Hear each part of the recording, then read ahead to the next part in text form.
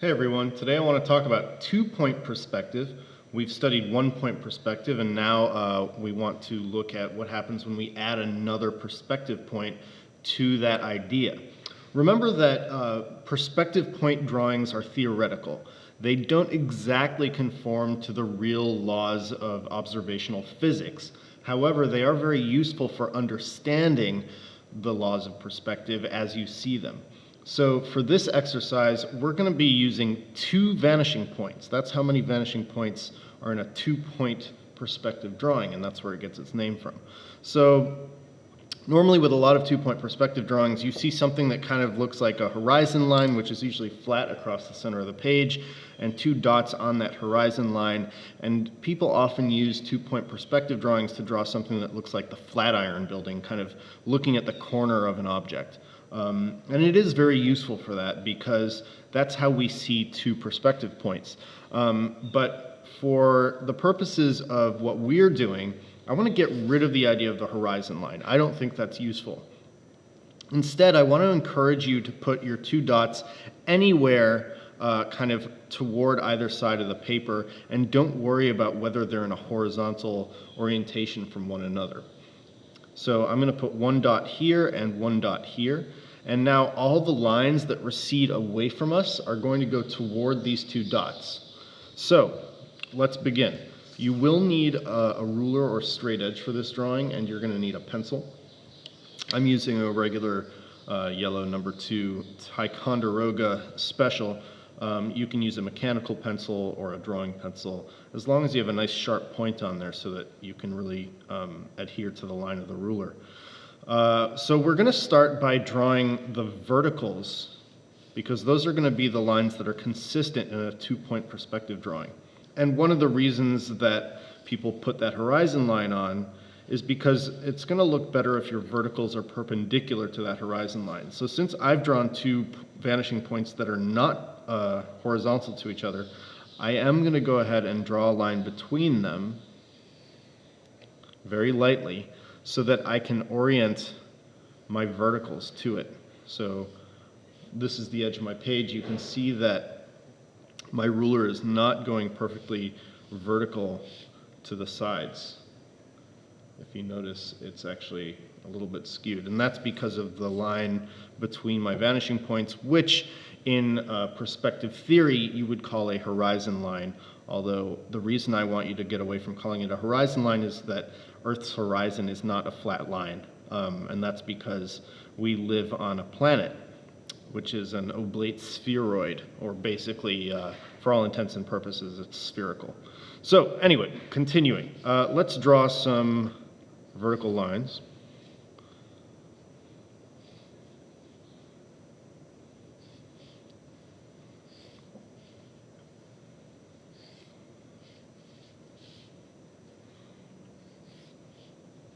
And I'm drawing these at various sizes. What we're going to do next is connect them. Actually, you know what? Let's do some outside the vanishing points too, because that's going to look cool.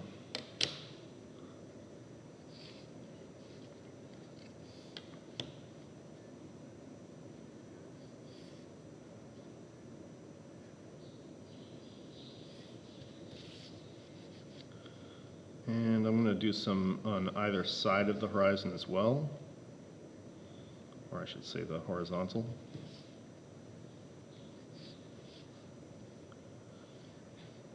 And the way I'm doing it, I've drawn a bunch of random vertical lines. What you're going to do is you're going to actually put some consideration into what they represent. So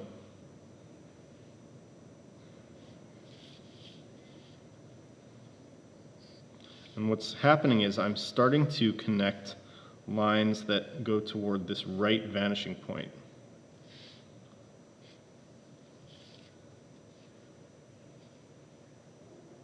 Now that we've done a few of these vanishing lines,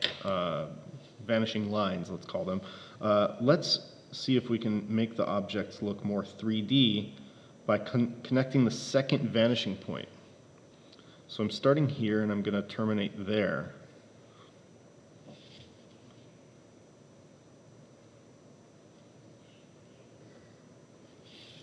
And already we start to have a kind of a cubic shape that terminates behind a wall here. Just like that. And if I want to, I can start to put in details.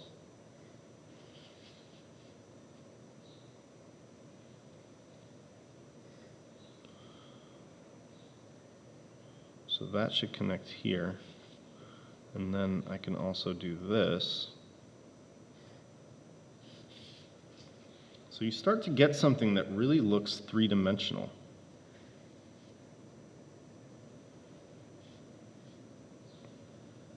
And it looks like this kind of rectangle that is floating above the horizon line and has a kind of base. Let's give this one some dimension as well. I want this one to be a little bit longer than that one, so it actually disappears fully behind that building in front of it. Let's call it a building. Why not?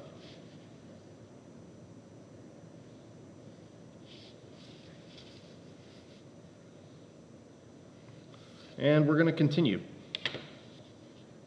Isn't this fun?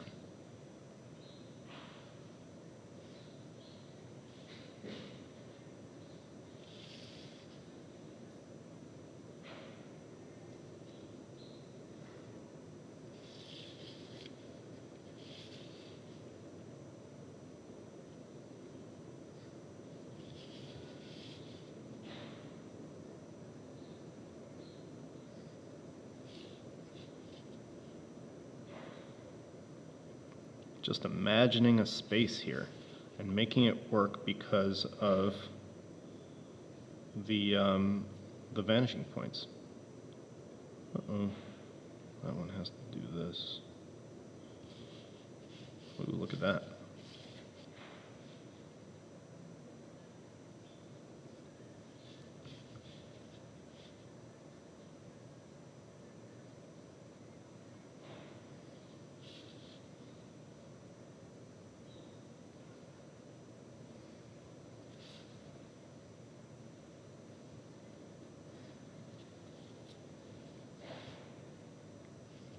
How can I make this make sense? I need this building, the face of this building, to stop here and kind of come out that way.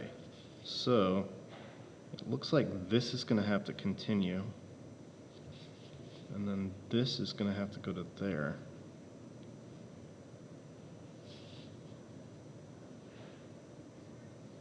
And since those meet here, I need another vertical.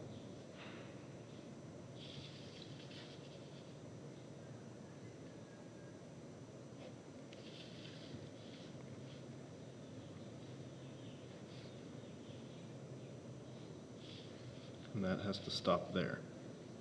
I'm going to go ahead and give that a little part underneath it. Let's continue with this.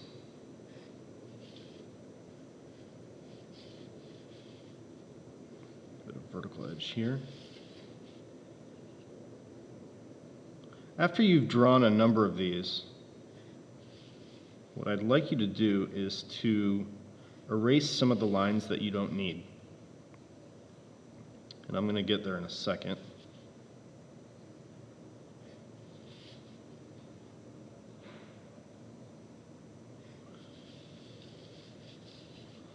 All right, what I wanted to, I'm going to come back to that thought just as soon as I finish up here.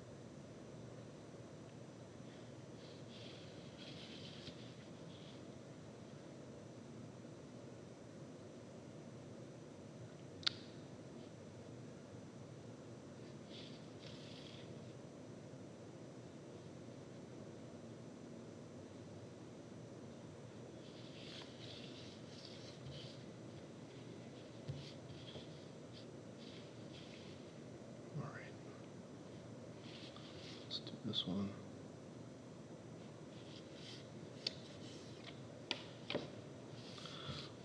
To the right of this vanishing point, I have a face of an object that goes toward it like that. I get to figure out another vanishing point now, because these ones have the two vanishing points here, everything between them. Anything on the outside has to have another vanishing point that it goes toward. So I want to be really careful that this vanishing point is consistent for both this line and the line that I need to put here now. So what I need to do is actually imagine a vanishing point somewhere here off of my paper. And I'm curious to see, I think it needs to be on this same horizontal line for aesthetic reasons. And you can try doing it somewhere else, but you might get mixed results. So I'm drawing a little dot on the table because this is the art room and I can do that. If you're working at a nice table that you or your family care about, please don't draw on it. So there's one, and now I can kind of do the same thing with this. Alternately, we can try connecting to here, which is going to make this face read as being parallel to these faces instead of to these ones.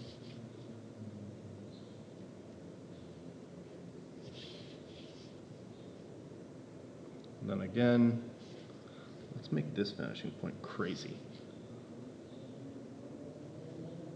Again, in real life, there are an infinite number of vanishing points depending on where you're looking.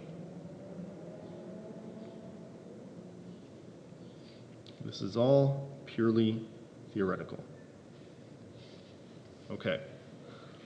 Coming back to what I was saying earlier, what I want to do at this point is I want to identify what my solid objects are. What am I keeping from this drawing? So I'm going to outline them with kind of heavy marks like I had started doing here. And then I'm going to actually erase everything else. Your assignment is going to be to come up with a kind of complex structure like this, where it's not just rectangular prisms, but I actually want you to draw objects that have polygonal faces, kind of like I did here. I'm not going to ask you to do any ellipses or anything like that this time, because that's a little bit complicated without tools. And I want your objects to overlap, like mine do. So make sure you read the rubric really carefully. I'm not including a secret instruction this time because this is complicated enough, and if you follow the instructions and listen to this demo, you will have understood what it is. There's no way that I could add on to this.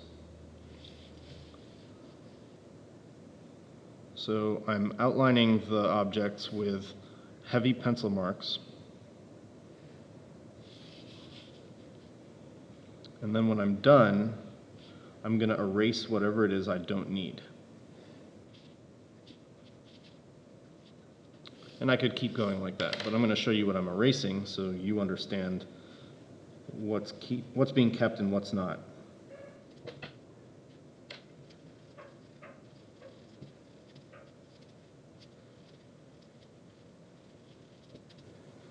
You don't have to erase perfectly.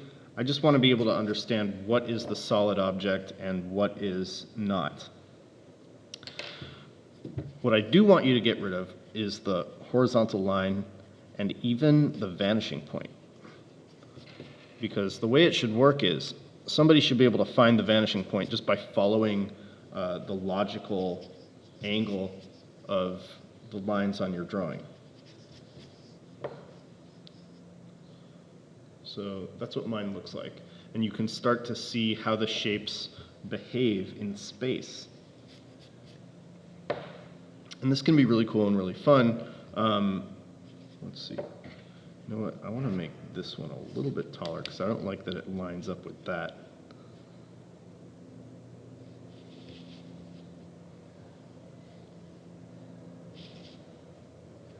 There we go.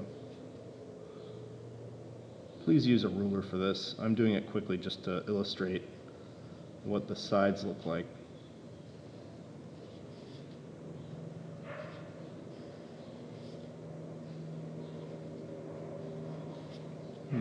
That's interesting. I need to fix that. So how does this get back to there? Well, let's find that vanishing point again.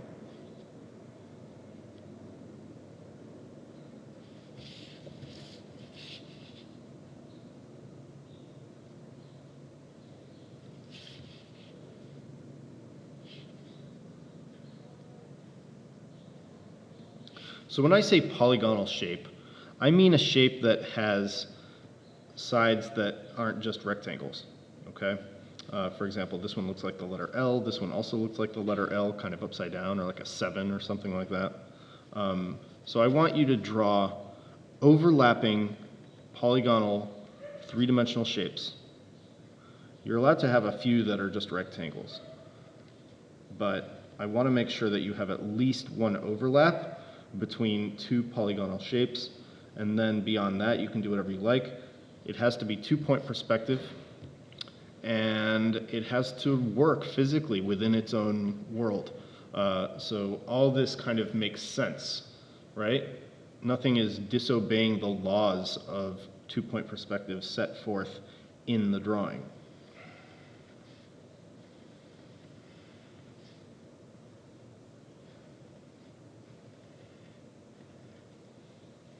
And again, once you get outside of the two vanishing points, you can start to invent new ones for the far side of those objects. All right? Best of luck. Can't wait to see what you draw.